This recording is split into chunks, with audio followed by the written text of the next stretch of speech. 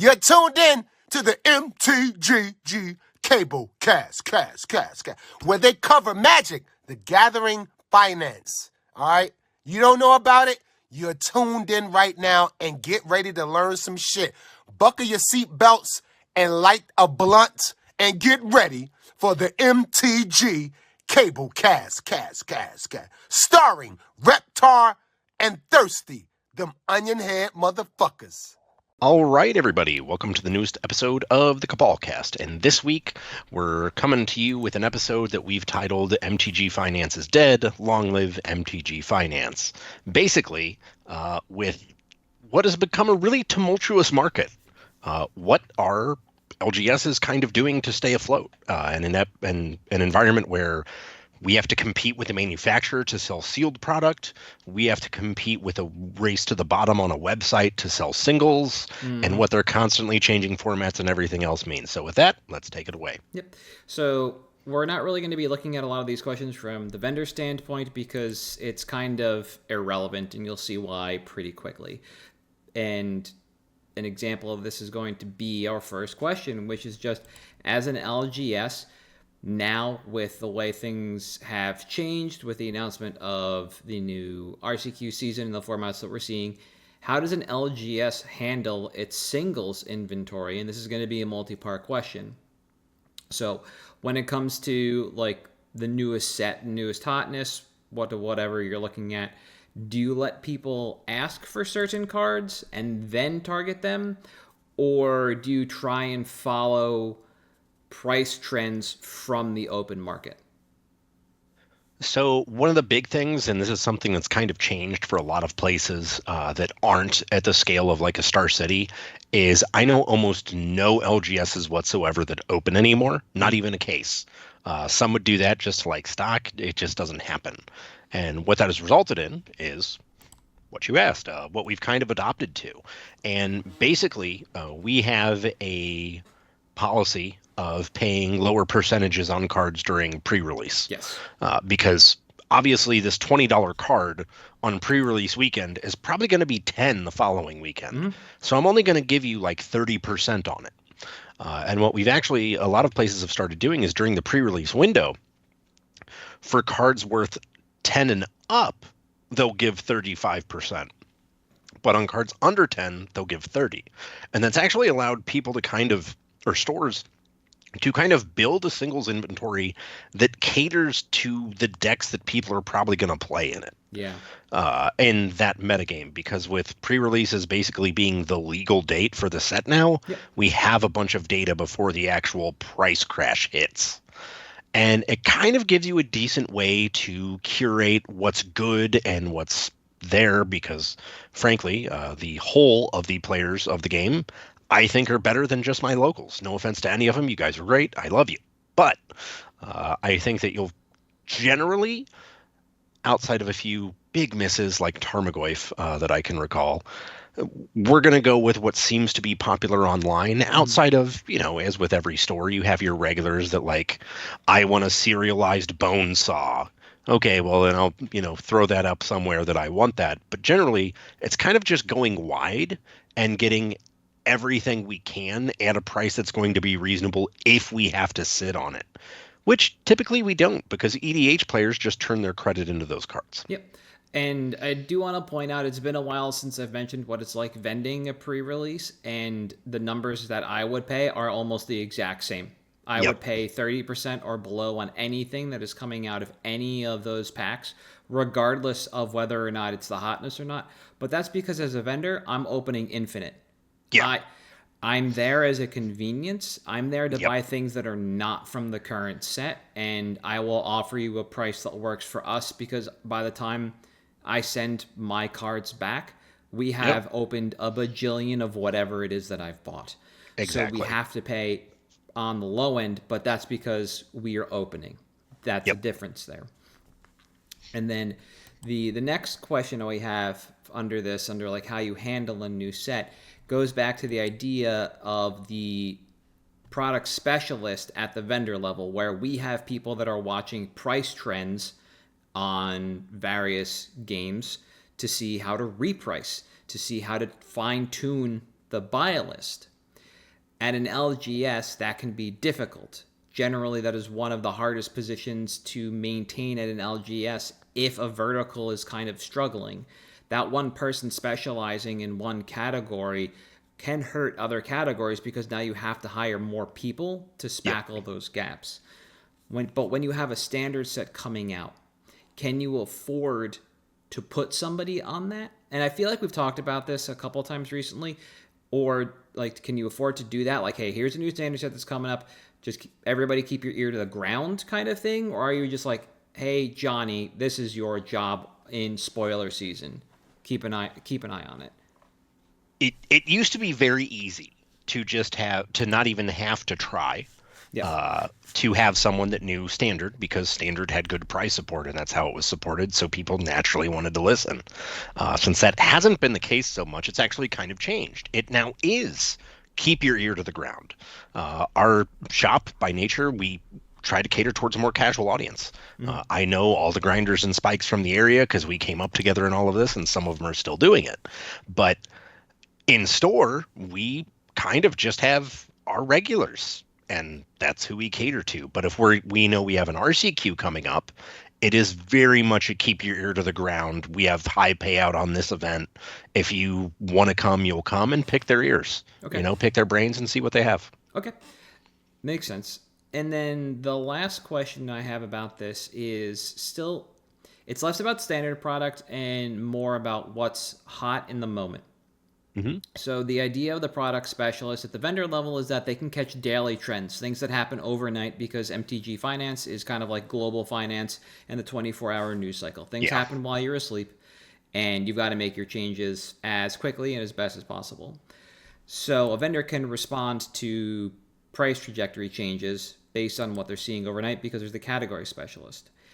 Can an LGS afford to be repricing like this all the time? So we basically stopped doing anything except pricing live when we buy and sell. Okay. For this exact reason. And it's actually been made a lot easier because TCG is so much more transparent about sales data now. So you can actually go back and look, okay, well, how did it really sell before this spike? And basically what we do is try to determine a point between the spike and where it was. Usually it's pretty much where it was. Okay, we're going to buy it based on this just because of the data that we have available to us.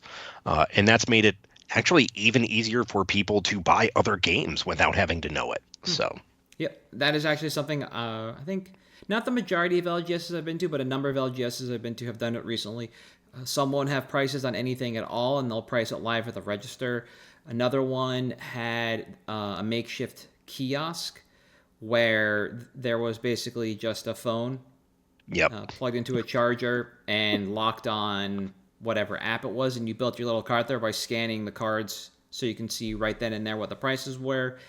And another one that I went to recently, not too long ago, people might remember the name, the comic book shop in Glassboro, New Jersey. Their computers are locked onto their TCG player inventory, so you just search the inventory and you can see the prices right there for what they have in stock. And that seems to be a pretty common way to do things. And when you run it, at least on TCG Player, you can kind of let your repricing happen if your, like, quote, algorithm, unquote, is correct based off of market, basically, essentially. So it looks like the live fire way of doing things is basically the norm now for an LGS. Having a dedicated repricer is just not the way to go. No. And like you said, it allows, this goes back again to the idea of the category specialist. You can let your employees be wide on knowledge instead of deep on a few things, which is just a better service to your customers at the LGS level. One of our best buyers literally only plays Edison. That's the only TCG he plays, but he can shotgun an entire binder of SWU in one piece. Like, to the penny. It's wild. We've mentioned it before. Edison is, like, people are saying the GOAT of Yu-Gi-Oh! Formats. It's a very specific era. I don't know why it's called Edison, but... I don't remember either. People swear by it. Yeah. GOAT's my thing, so... That's fair. So the next couple of questions are about inventory acquisition and churn. Yep. So with the way things have been moving recently, we're now going to be looking at a 6-set standard. How often have you had to change? We'll start with the intake model in general. So you said you're no longer opening sealed, which is time consuming, and especially if you don't do pre-orders, it's kind of unnecessary. Yeah. If you're not buying at the pre-release. So one of the things that we've kind of done, and this is not just as opening has gotten to be more negative EV, but kind of just as standard got left behind, is we started reducing our maximum thresholds, basically, for standard cards that weren't, like Smothering Tithe, which was immediately a rock star in EDH. So, sorry. Clarifying, when you say reducing your maximum threshold, do you mean instead of wanting to have 12 or 16 of something in inventory, you want to have 8? Yep, exactly. What you mean? Okay. Yeah. Basically, any standard, rare, mythic, whatever that was like popular was at 6. Because someone may need a playset, but it's more likely that it's going to be I need 2 or 3 for my playset, and that just made it easy because with the way everything is going in the market, everything's getting printed. It's such high volume. It didn't make sense for us to have that much. So it actually became a lot more, frankly, standard is bought in bulk now. There are very few rares or mythics that are above modern bulk price of $5. And because of that, a lot of it comes in as bulk, but you have to be really careful because you may get stuck with it. And just because, Torch of Defiance is $45 the day before rotation doesn't mean it's going to drop. It won't drop to 15 afterwards.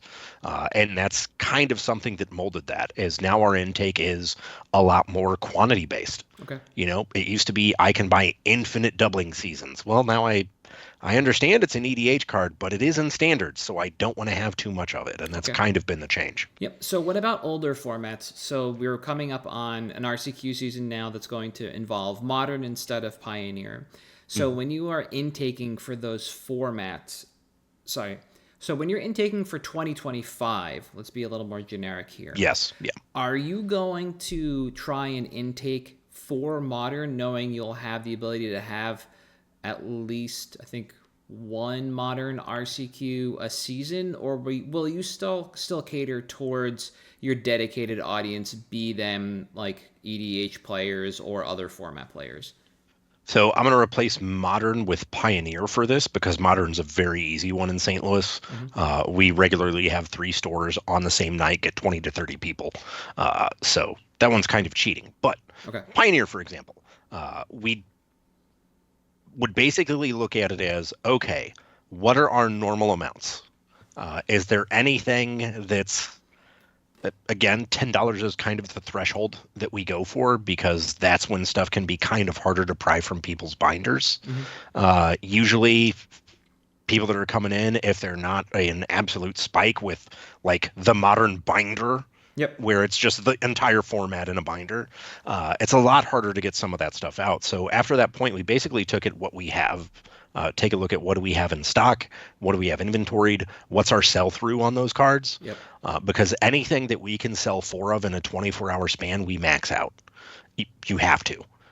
We'll take every single one that we can get because we will sell it as fast as we can get them in. And that's, it's true of all formats. It's whatever fetch lands are legal that are in every deck. It's whatever dual lands that are legal that are in every deck, stuff like that. And that's what we kind of put the emphasis on. So we do kind of curate for the upcoming formats, but it does have a little bit more of an emphasis on our local community because of the sell-through aspect of it. Got it. Because while we do sell online, we will fill our quantity in store first, and that's what we max before it goes online.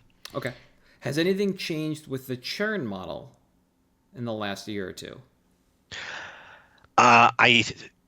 We got a little bit more conservative on some things, and this was more in relation to how things were going globally with the markets. We've started getting a little bit more bullish on reserve lists lately because there now is an out at a profitable amount paying real dollars here. Yep. And that's what really impacts the churn model more than anything, because we are very much make our 20% and move on as quick as we can. Don't like holding on to stuff, like when it's avoided. But it seems now that it's back to the point where if you wanted to, an LGS could have its investment safe that's like, oh, well, we sold through enough that this Lotus is free. This Lotus is going into the safe for a rainy day, like that kind of thing. Yep. And so you're kind of operating on a churn model where you don't want things to sit in the case for more than X amount of time. Yep. And a hole in the case is fine as long as you sold through the quantity that day or the day before and you're working on restocking it. You don't want permanent holes. Exactly, yeah. Okay. That's kind of like our setup is, anything under $10 goes in binders or our cabinets, and stuff over 10 goes in the case, which is part of why that threshold is. And that's why, we're fine leaving a hole there. We can fill it with something soon enough. Yep. So you mentioned the sales online versus sales in store. Have you moved your inventory in one direction than the other recently, or are you still split the same as you have been for the last couple of years? We did basically cut down our numbers on Modern since we're going out of the season, and upped our numbers on Pioneer, which were previously listed online. And that's just like an inventory rotation. And what we actually do when we do that is we don't swap any inventory. What was listed online stays online. Mm-hmm. So if we want to go up to a maximum of 12 and we only have 6 of a card in, we'll let it fill it naturally through the store before we go to listing it online. And that's how we've done that, because look, if we listed to make these at $2, whatever, let them sell. Someone on the internet's going to find them for $2. When it's spiked to 5, and we're okay with that. Okay, so basically as formats rotate through, they'll effectively move from store to online listing, and you'll let them kind of be long tail product there. All right. Like the Star City model. Yeah. If it's Modern season for Star City, their buy list for Legacy's insane. Yeah, okay, makes sense. All right, so moving through again. So we know factually that Commander is Magic's premier format, but when we were coming up, that was standard, and we're kind of hoping that's where the game moves now. So when the game is shifting away from constructed and towards Commander, do you know how long it took for the stores that you've worked with in the past to realize that their primary audience was no longer constructed players, despite having events for them, that it was Commander players? Yeah. Some stores realized it a lot faster than others. The first store that I worked at where it caught on was at Ogre's way back in the day. And it was when you could literally only use one of the Elder Dragons. Raging Levine, of course, was local-ish, came in, taught some of us how to go, and away we went. And we picked it up pretty quick. But what I've noticed with the stores that are still here, I say that because a lot of them did close over the pandemic and through the years. The stores that are still here adapted very quickly once they realized that was what was bringing new players into the store. Ah, okay. Which back when the game first started, that was how a lot of people that I had grown up with that had gone away from the game got back into it. And there was a lot more, I feel like, again, grassroots interest at that time. And that led the stores that really cared about it and loved it to transfer a little bit more quickly. And I think their ability to do that has obviously been part of why they're still here. Okay. Because, it was, as I'm sure you remember, a wild ride when EDH first started, and prices were all over the place and nobody had any idea why, what deck it was in, whatever. It was just random reserve list shit was going up like crazy. It was awesome. It was. And I like how you mentioned that's how people came back to the game, because now Commander is so pervasive that we've lost the luster around the phrase of, wait, so I only need these 100 cards? Yep. That was a huge idea when Commander was still in its first or second pre-con era. of like, oh, I just need these 100 cards. So you just go out and you buy the things you need. Oh, they're better cards. I'll buy the better cards. And you still only have, and I'll put this in quotes, have those 100 cards because it's the one deck, but you're slowly powering it up and slowly powering it up. And it was just this interesting time to see that, and like, okay, this one's hit the ceiling, let's move on to the next one. And then you have people who are just spending gobs of money on crypts and vaults, and like Soul Rings had a real price at that point in time. You couldn't keep them in cases fast enough because we only had like 5 or 10 decks, and it was it was very much a wild ride. It was the beginning of Whose Line Is It Anyway? Yeah, where everything's made up and the points don't matter. Yeah, exactly. Like, cool. What is a risk the redeemed cost? Whatever you want to pay for it, my guy. Whatever. Yeah. Like, cool. Card was a bulk rare for so long. So as this is happening, and even now, we talked a little bit about the intake model above. Is Commander being basically a premier LGS format impactful on intake models? So I think, and this is something that I've gradually come around on over the last year, I think that the casual Commander player is doing more to keep the LGS alive than anything Wizards of the Coast has done in its entire history combined. Yep. I think it has, for us, it's absolutely changed our intake model. It's absolutely changed our customer retention, even for the better. But yeah, it's definitely changed the intake model. That, of course, our hot list stuff. I mean, doubling season's always up there. We can sell infinite doubling seasons. Smothering Tithe, same thing. And it's just caused our store hot list to basically be the 10 most played cards over $50 in Commander for the last however long. Yeah. And that makes sense. So that was a follow-up to this brilliant answer. The other question I had is, and this goes back again to the standard product conversation. So you stopped opening standard product in general. Are you opening Commander product or collector boosters for standard product at all for inventory? No. Okay. There have been times where we did consider it, and the only times we have considered it recently were in sets that had collector boosters but no serialized cards. Got it. Sure, we can make more if we crack a serialized card and sell it immediately. I'd much rather one of my regulars get to open that, feel awesome, hold on to that card for way too long until it's absolute dirt, and then he refuses to sell it because of how little it's worth.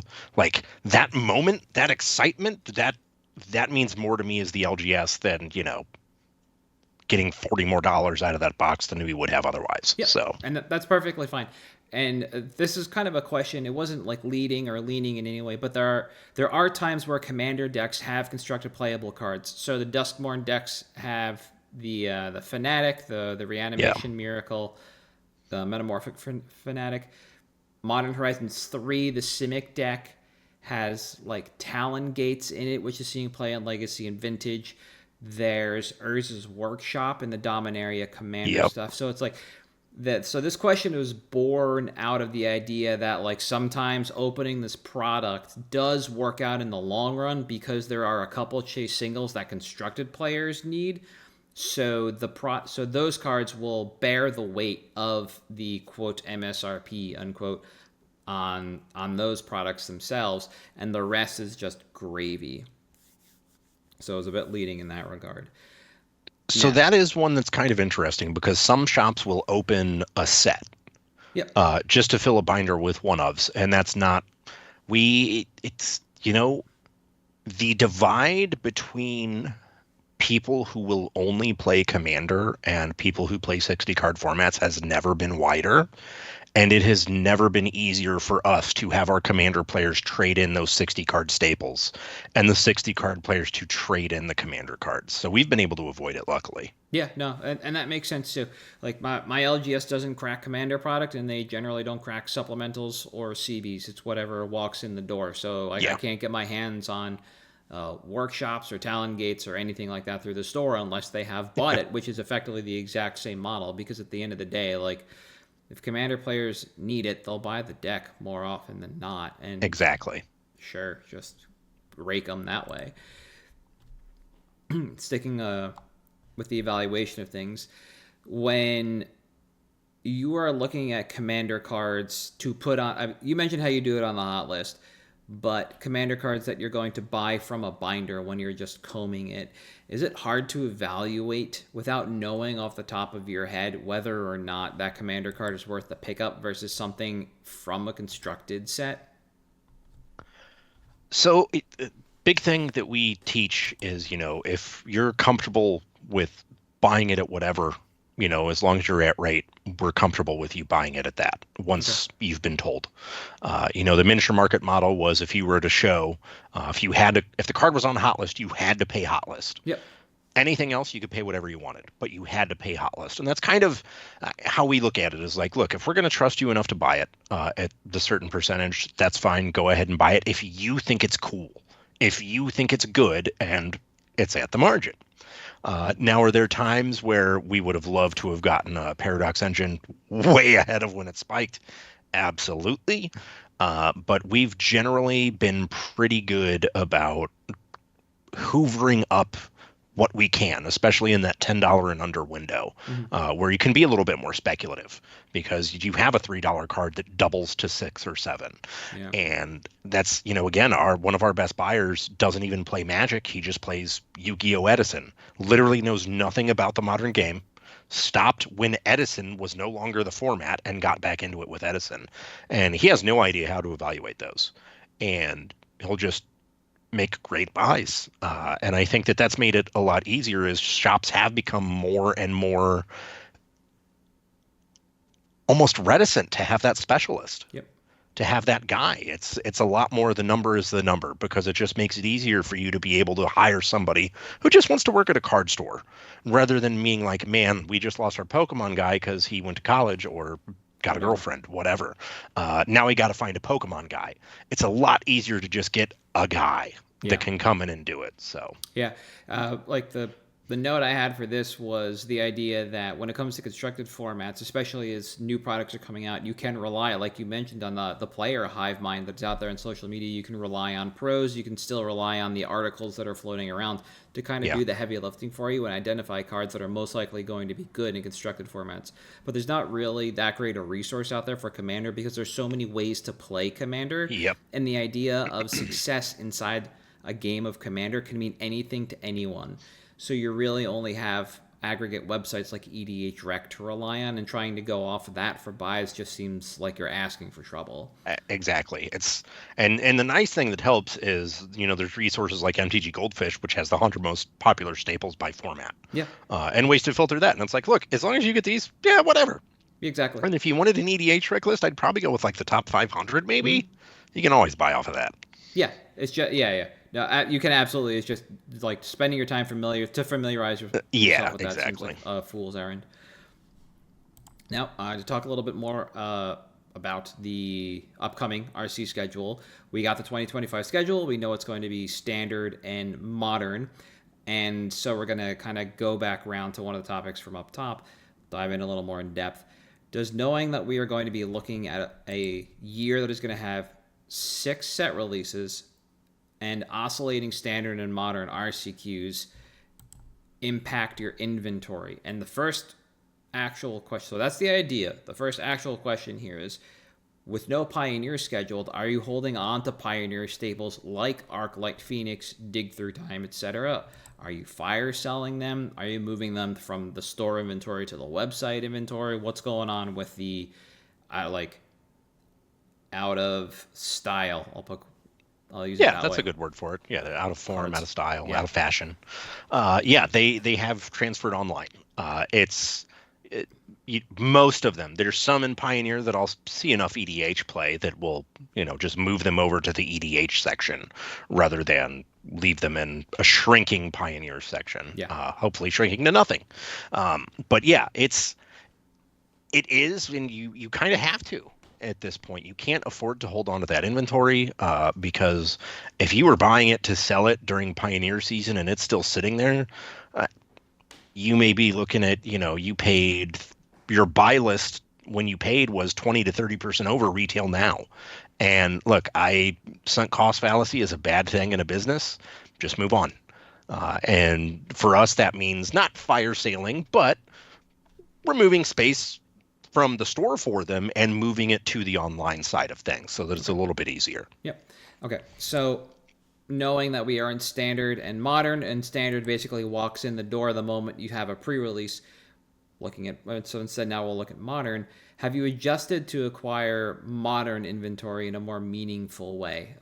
Modern Horizons 3 seems to have kind of puttered out from a sealed standpoint. So have you, I assume you're not opening that. You're just adjusting buy list numbers, or being more aggressive about pulling modern cards from binders. What's going on with the modern stuff? Yeah, it's kind of like I mentioned earlier. You increase your in-store thresholds and let them filter in naturally through the store. We are buying more modern. We're advertising increased prices on modern night. So if you come out and play, you'll actually get an extra percentage on your trade-ins. Okay. Because that really helps now that Wizards has their metrics they want you to meet for new players, engaged players, active players, etc. It makes it a lot easier to coordinate with nights like that, so it's a little bit easier. Same deal with RCQs. We'll run the same thing. And, obviously now there's not modern RCQs, but once there is, it's the same thing as hot listing for an event. Yep. And the good news is you get it for just that event, just that season. And St. Louis, again, they've been very good about making sure that there's not stores nearby each other that are running RCQs on the same weekend. So there have been times where people have shown up, an hour early, and they're like, oh, you can go, drive down to this store, go here. You'll be able to get the single you need. And it's actually worked for people. So we're definitely trying to get more modern for sure. And we have had some store credit drafts after hours for Modern Horizons 3 win-a-boxes lately. Oops. I mean, look, you got to get it out if it's still hanging around, right? Exactly. All right, so knowing that standard is going to be a big part of the slate next year, we just got the announcement. I keep saying that. It was literally this past weekend at Worlds, as of recording, last weekend. Yeah, last weekend. Knowing that there was going to be an announcement of the 2025 product slate, were you guys talking about possibly changing the way you handle standard singles if it was going to be a heavy standard RCQ season, or were you just going to say what's been working has been working, so we're sticking with it? So it's little column A, little column B. The one thing that we did decide is we were going to do rather than have it in binders and stuff, we didn't really care if it was a standard staple that was $3. It was getting space in the case. Okay. Trying to be a store that's kind of pushing standard in the area, and it's made it kind of easy because a lot of stores are just going to run limited because they haven't trusted in a good standard environment in so long, nor should they have because there hasn't been one. Yeah. But that's the other thing that's kind of nice is a lot of stores that we've talked to, we all talk in the area, have said, yeah, we're just going limited because we don't know how bad standard's going to be, and it makes it a little bit easier. Yep. But yeah, we've started basically changing our display routine, but not changing our acquisition routine. Now, what we are thinking about doing, and this is something that we'll decide by the end of the year, is do we want to have a pre-release hot list of cards that we think will be good from the new standard sets? Oh, okay. I think in the, the rabbit that I picked that spawned the 2 tokens, the white one, that was my too low, and ended up being, it went from $2 to $6 now. That's the kind of thing that we'd be putting on there is okay, looking at this in a vacuum, what do we think is good? Because it's kind of fun. We can see who gets the cards right, and then it's bragging rights, and we can see who totally fails and is just bad at card evaluation. But that's something we've thought about doing because now that we have the ability to get all of this information before the actual quote release, when singles prices really do start to drop a lot more, putting some of the cards like that on hot lists at pre-release just to try to kind of get them in the door to get the format jump started. Okay. Because I don't think it's going to happen organically. I think it's going to have to be forced. Yeah, I like the idea of putting more standard cards in the case because it also gives people an idea of what the prices are for everything, so they can say, "Oh, I've got that. That's actually worth something." And Exactly. that opens the binder, and that is where you want to be always. Oh, my LGS refaced their cases last month and shrunk the standard footprint, increasing the commander and legacy footprint.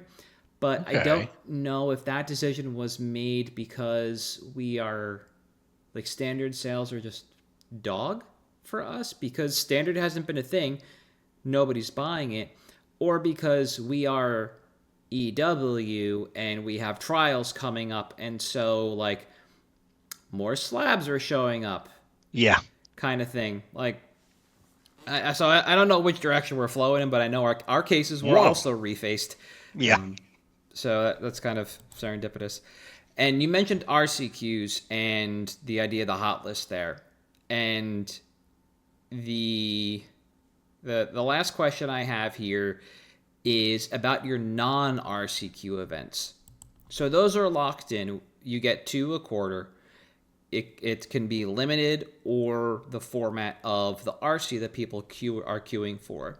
But the rest of the days in a week, are those events shaped by the RCQ schedule, effectively being shaped by the whims of WotC? So up until this past weekend, you didn't know what your event slate for 7 days in a week were going to be the majority of each week, or are you just kind of staying the course with what was going on?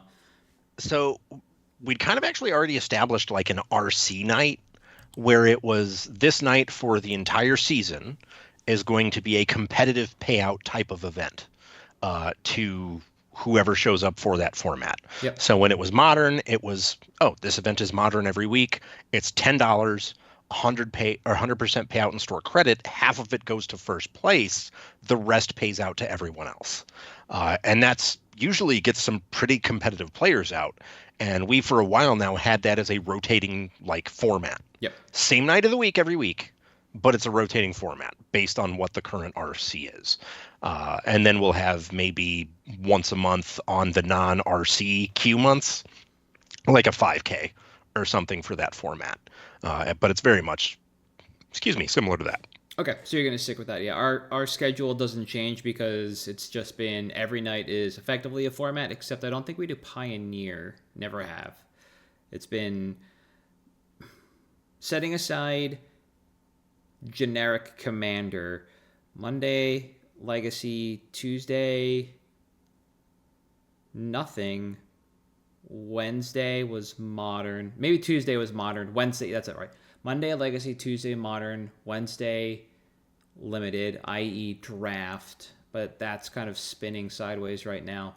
Thursday, I think, was the dedicated Commander night, and Friday was F&M, and they wanted to try and push Standard before Standard was a thing, and that kind of failed.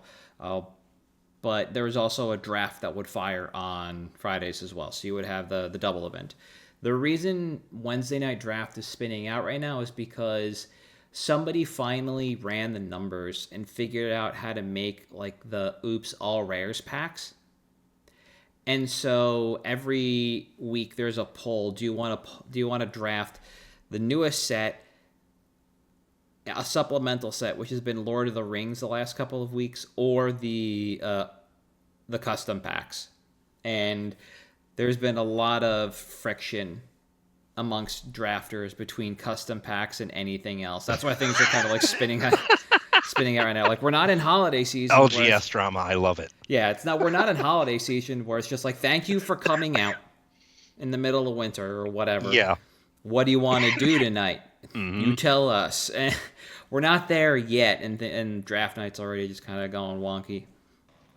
But our non-RCQ events in the middle of the week aren't really shaped by our RCQs. Our weekend events are all over the place, and in all honesty, because we host so many unique events, Magic, it feels like, isn't really a premier game most months unless there is an RCQ.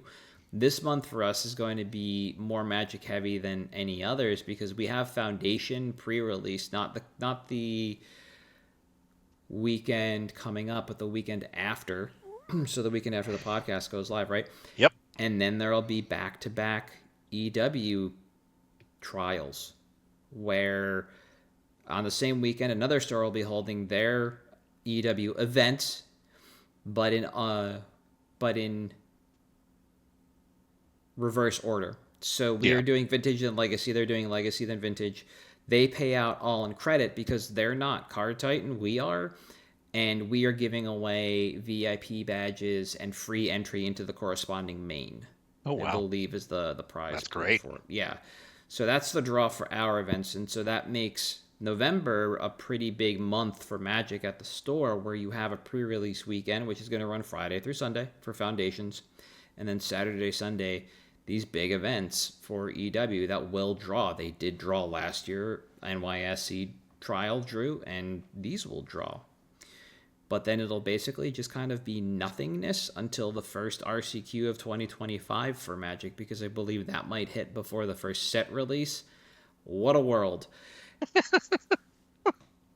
But that's it. For us, it's really that. Our non-RCQ events are basically just pre-releases and then trials for other things. Sometimes if there's a lull, like over the summer, we had like one extra week between set releases, so it was like 6 instead of 5 or something. So we did, I've mentioned it before, the summer luau thing where we had old school and team trios and CEDH like on one day.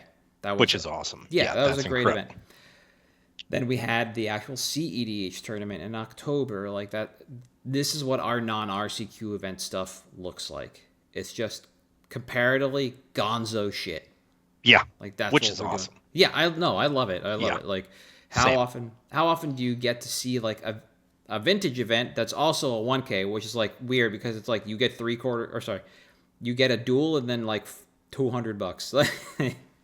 It's a vintage 1K. Like people are just excited to play vintage and paper. Yeah, it could be a vintage 0K.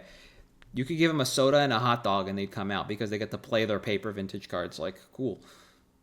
Like that's Which awesome. is pretty great, honestly. Yeah, not a lot of people get to experience that as both like players and spectators of the game, and I think it's wonderful. But for us, that's the way it is, and I think that's the way it's always going to be. We're not going to reshape our event schedule to prep for our CQ season. We're going to do this kind of random stuff. Like maybe we'll have a modern like 5K. Because there's just a lull in the schedule and nobody else has got anything going on. And there's no pre-release or event for any other game. Like, cool, run it out. Get something going. And just few and far between. Yeah, and it'll just be to get butts and seats.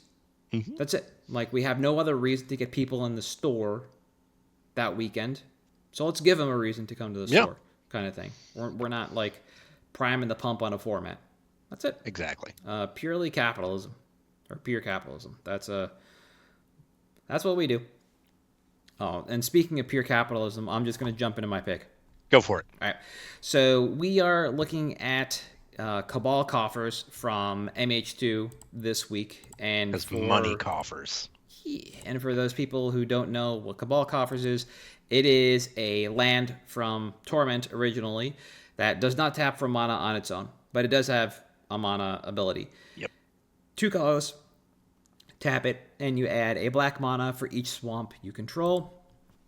This is the first in the iterative design. After this, it's not Cabal Pit, that was an Odyssey. Cabal Stronghold is the next one in this line, I think, truthfully. But it only works for basic swamps, and you're like, oh, well, what's the difference? Well, Urborg can make Cabal Coffers a swamp, but Cabal Coffers isn't a basic swamp, it's just a non-basic swamp, so it doesn't count for Cabal Stronghold. And then you have like twists like Nykthos and things like this, and you can see the kind of iterative design that we get from Cabal coffers. And we are looking specifically at the Modern Horizons 2 version because it is the the newest version to have come out. And it seems like right now with Bloomburrow and the demons that we got, this is a good time to kind of re-up interest. So when I put this card on my list back in September of 2023, CK was buying 105 at $13.50. And there are 229 listings, LP or better, on TCG Player for a market price of $17.42. When I took my notes over the weekend, CK was buying 67 at $17.50, and they had 8 for sale at $30. As of recording, CK is now only buying 55 copies of this at $16.50, and they still have 8 copies at $30 for sale. So what we've seen is a retraction in both buy price and buy quantity, because this card sells really slowly for them.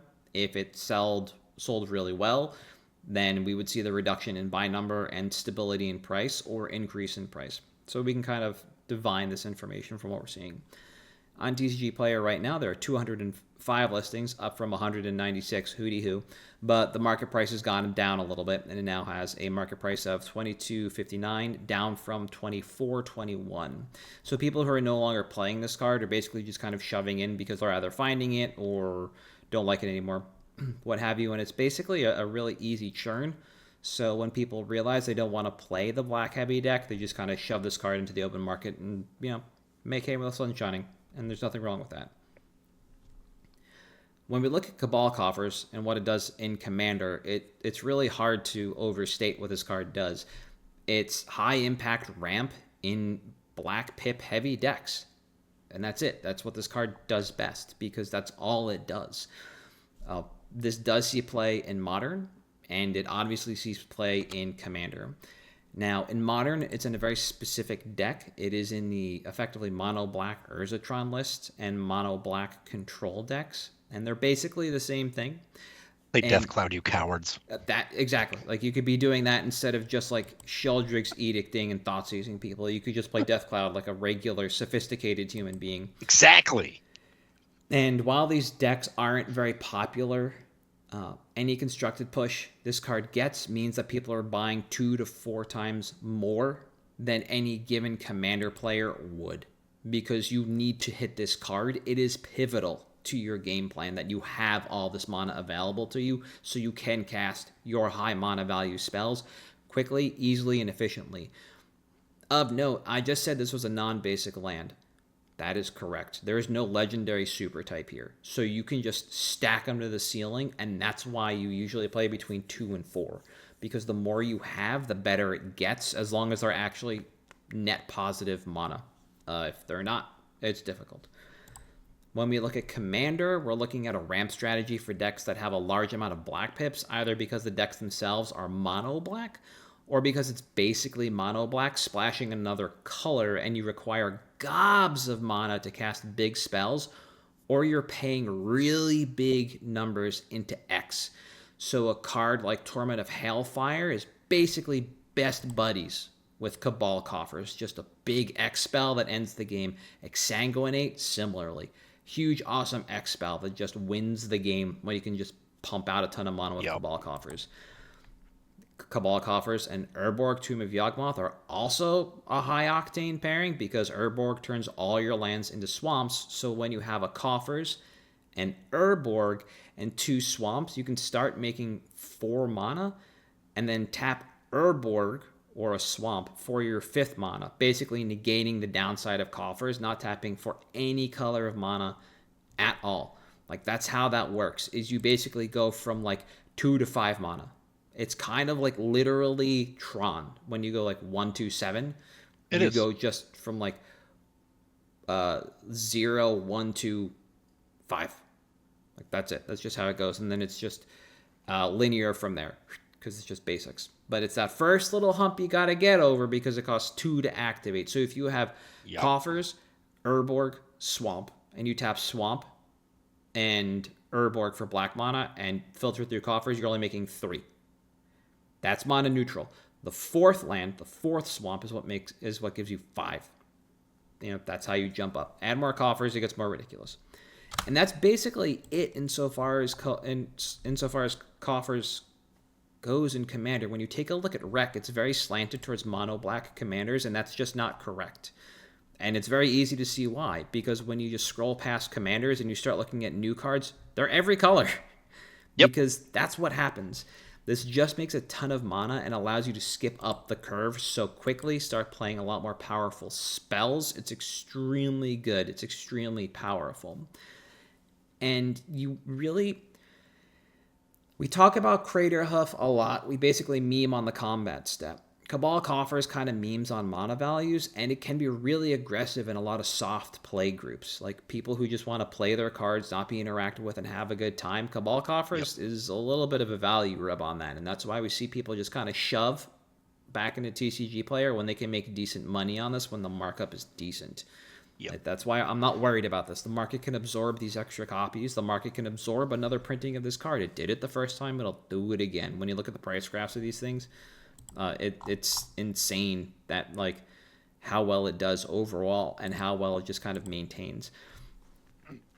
Looking at this around Duskmourn is kind of choice because we got a lot more pressure on black mana in this set because you got a lot of demons.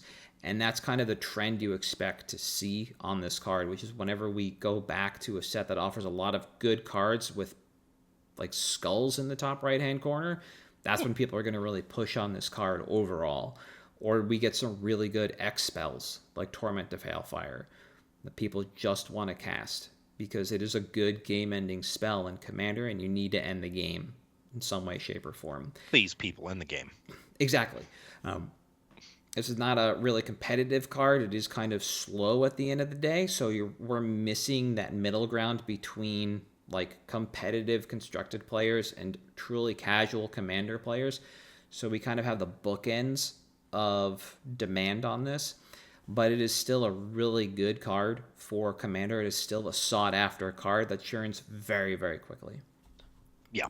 I love this card. It's always been a card that I thought was easily, eternally a $20 card.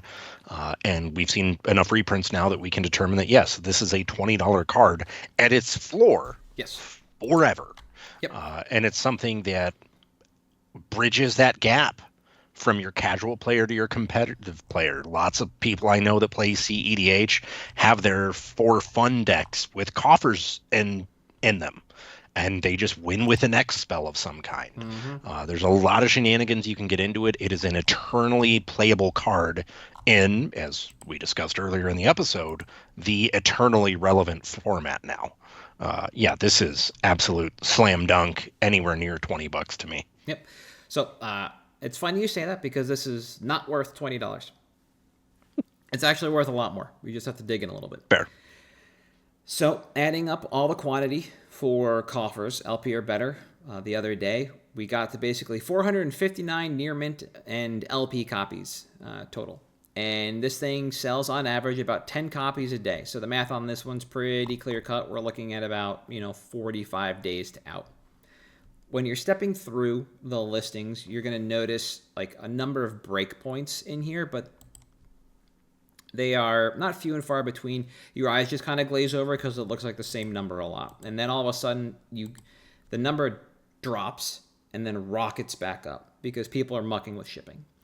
So on page 1, when I took my notes, and it's still the case, there is one vendor with 8 copies, $23.49. That's the anchor on page 1. That is still more than the market price is right now. Page 2, 8 near mint copies, $23.90. So now we start to see it creep up towards $24 again. Page 3, one company has 23 copies for $27 near mint. Another has 18 LP copies, and this is when we see the price go down for $22.86 plus $5 shipping. So it is a 90-cent increase for those LP copies over the near mint, right? So now we are seeing almost $28. And then on the final page, there is a company that has 7 copies for $30.69. Nice. And that is basically the last breakpoint on this card. So we climb towards $30, and if we continue to see sales at this rate, in about a month and a half, almost 2 months, that's when we will reach that quantity. At the end of the road here, and this is not the only vendor, the price on this card goes up to $100. There's somebody out there with 51 copies listed at $99.98, but they are not the only one to have non-foil copies of the regular Modern Horizons 2 art at a price that high. We'll never get there. I don't know what the point of this is. It might just be trying to test direct because it's an SYP vendor. But if I'm going to go ahead and throw it out there based on what I'm seeing come back from the tools we make available, nobody's bought anything anywhere near that price tag for this card. So I actually think the fourth page of prices for this card are realistic until we actually hit the $35 mark, which does exist there, but it's a lot of one-offs. That's why it's not an anchor. It's why it's not a break point.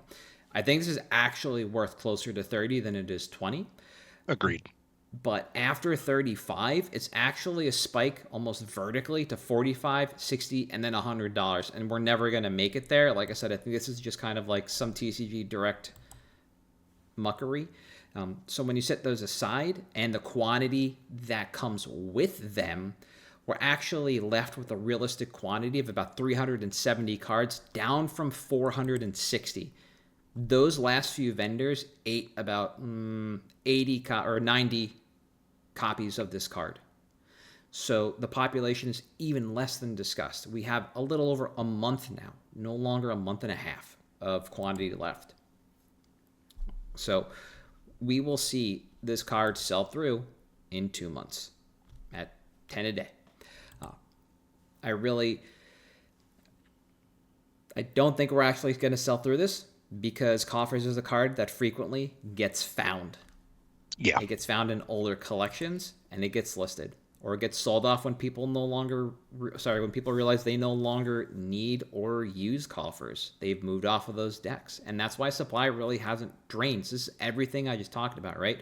People just kind of shove out of the card. They're done with the mono black deck. They're done playing Shieldred, they're done playing Braids. Maga, Braids, whatever. Yeah, exactly, right? These kind of punishing commanders in like more soft commander groups, they just kind of shove into the market, so they float the price down. But again, the market absorbs.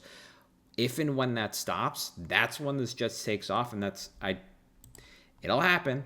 I do think it'll happen, and then it'll be a $30 card, but I don't think we're actually going to truly sell through. So I would expect sales to remain steady, but the floor continue to creep up over time. And based on the price trend we saw from April 2024 to October 2024, a 10% increase in price every 4 to 6 months is what I would expect. So if we buy now, we'd be making profit around tax time in 2025, which is a pretty decent look based on what we know about the game and tax time. There's a lot of correlatory data there that suggests people just kind of shove into the things they're missing, some of the higher ticket items, some of the things they've just been holding off on for whatever reason. So based on a lot of the data in front of us, we will get there, but it is going to be this kind of like 6-month cycle of churn. We're not going to see this just sell through in 2 months like we can expect with some other things. It's going to be a lot slower for a lot of reasons. And based on the cycles we've seen, it'll be a 6-month cycle. Let me keep going real quick. Yeah, sorry. Reprint equity on this, we've seen it in the Horizons product as well as a recent Commander deck. And that's basically where I kind of see this card living forever into eternity. We're never going to see this in Standard again. Like, that's it. It's gone. For what it's worth, the Commander deck was one of the Lord of the Rings decks. This is Minas Morgul. It was a mythic in that deck. Yeah, Minas Morgul. Cool. Flavorful, I guess. And I really don't think we'll see it come back unless we go to revisit. Like, it could be in any one of the universes beyond Commander decks, if it makes sense. But I don't expect it to happen every year. And again, the market can absorb the quantity, not a problem. And then when it comes to buy quantity on this, I'm not buying any more of these because I've been playing since Torment, and I have like 8 or so copies mixed between Torment and Plane Chase and F&M and Modern Horizons 2. Like, I'm Cabal Coffers rich. Yeah. I don't card rich, baby. Yeah, exactly. Like, we're cool. We don't need any more. Yeah. I love this card as a pick. It's, when you say like it's still found, I mean, it's literally a couple weeks ago we found one in bulk. Like it's a card that people just treated as nothing forever, and if they don't pay attention, they didn't realize it was worth money. And I wouldn't really worry about it in a Modern Horizons, because the point of Modern Horizons with the reprints is to get those cards into the format. Yeah. Not necessarily to make them good in the format. It's just that they're in there. And I don't really see a reason for them to try to print coffers again. It's not enough. Like the person who's playing that deck isn't, the thing holding them back isn't buying the coffers. You know, it's not like a legacy deck where they need the duels and everything else. Yeah. And it's just, you know, especially when you adjust for anchors, obviously sell through very quickly. Great look. Thank you. Yep. All right. You are going the other direction. You're looking more at a sell call? Yeah, I'm looking more at a sell call. And I'm going to add a caveat to this. Okay. So I touched earlier on the episode about how if Wizards supported Standard with more than just more product to buy, but supported it in a way with meaningful payouts, which it seems like they're doing, it turns into a sell call event, or a purchase call again eventually. And my sell call is right now, the temples from Foundations. Get rid of them as quick as you can. And pay attention, because we still have like 100 cards from the base set. Because there's like the commander checklist, the base set, all the millions of sets in this one. And we may have a basic land cycle there. And right now, we know it's going to go down. Just get rid of it, move it onto the open market, out whatever copies you have. Literally all of them, because you will pick up literally all of them at pre-release. And the reason it may turn into a purchase call, and this is kind of touching on the whole point of this episode, is look, if Wizards of the Coast actually does the right thing, which I don't need to tell you, I am not someone who necessarily believes they will, but if they do the right thing and start supporting Standard with payouts, with good events, not just whatever Grand Prix or Mythic Fest or SCG cons we have going, but give us an actual structure to approach, to go for that money. That's going to be a drastic change to everyone's purchasing habits. And it's something to keep an eye on as it emerges, as the season evolves, as you hear feedback from your players that have said, hey, I actually really like the Standard scene right now. Make sure you move faster into that than you might have otherwise, because we're kind of in a whole new world, maybe shining, maybe shimmering or splendid. We haven't had a competitive scene that made sense in 5 years. It's before the pandemic. And that poses to change a lot of things. And I think that step one is get rid of things, get over the sunk cost fallacy, such as these lands. Look, everyone's going to be playing them. There's probably people that already have them, but if there's not, you're going to want them on your website. You're going to want them in your case, because it's the kind of thing that doesn't really cost a lot, but can reward you very well. But first things first, sell those, because I don't trust that Wizards will do the right thing. I don't think there's going to be enough support for it to take off, contrary to what I'm doing in store. But it's a point that I wanted to make, especially from the LGS perspective, while we were talking about how we've had to adapt kind of in such an unstable market, where we have to compete with a manufacturer for price. And pay attention, pay close attention to what's going on in your area, because that's clearly the best thing you can be doing to ensure that you're not going to overinvest in a format and then have Wizards do what Wizards does and stomp it straight in the face. So sell them now. Okay.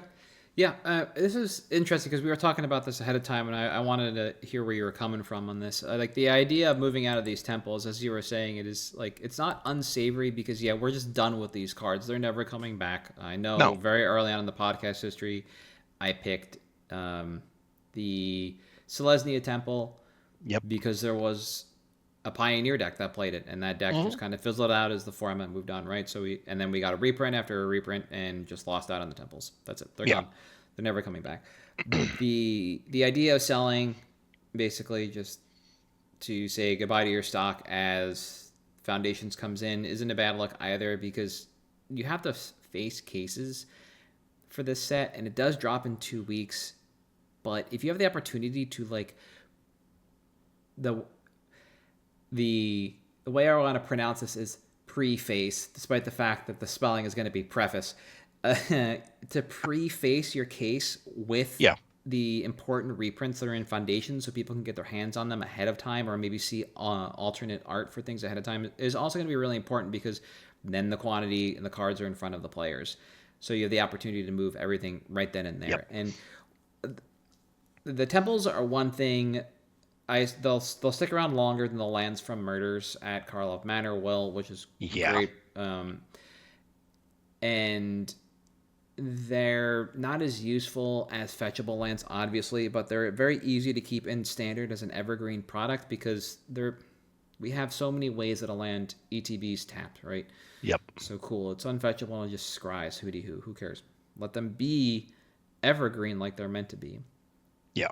But when you're doing the pre-facing stuff, rolling out cards, something like Omniscience and Doubling Season, might be as or more important as well. When you can carve out a little area for Foundations, people are like, oh yeah, this is a set that's coming out. Oh yeah, there's Doubling Season, is it? Do you guys have Doubling Season? And like, exactly. Boom. Here's like all the printings of Doubling Season. Here are all the Omniscience for that goofy combo that's going to be in Standard.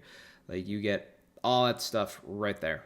And I think it's a good look overall for people that are just sitting on what could end up being a liquid stock in the long run, because these aren't cards that people are going to be clamoring for. They'll buy them because they need them, and they're not going to want to spend a ton on them. So if you want to bulk them out, you can, because they've been bought as bulk over the last couple of years.